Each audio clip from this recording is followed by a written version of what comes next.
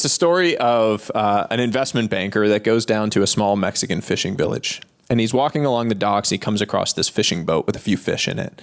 And he asks the fisherman, how long did it take you to catch those fish? The fisherman says, only a little while.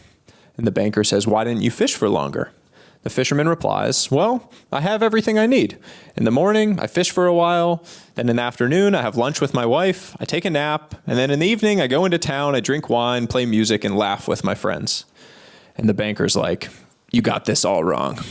Here's what you got to do. You got to fish for longer so you can catch more fish. Then you use the money to buy a second boat. Then that boat fishes. You buy a third boat, a fourth boat, a fifth boat, a sixth boat. You take your company public in the big city, and you're going to make millions. And the fisherman says, and then what?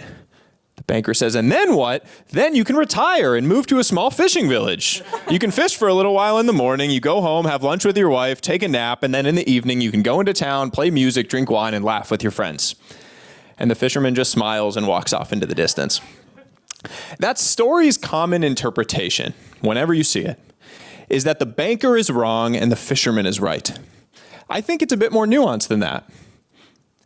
I think it is about the fact that the two have fundamentally different definitions of what it means to have enough.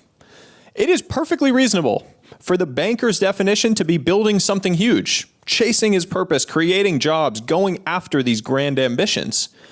But for him to apply his map of reality to the fisherman's terrain makes no sense. The fisherman is already living his definition of enough.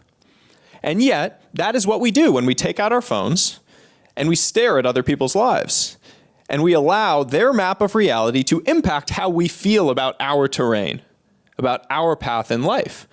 Because the truth, as we find it in our own lives, is that the fastest way to kill something great is to compare it to something else.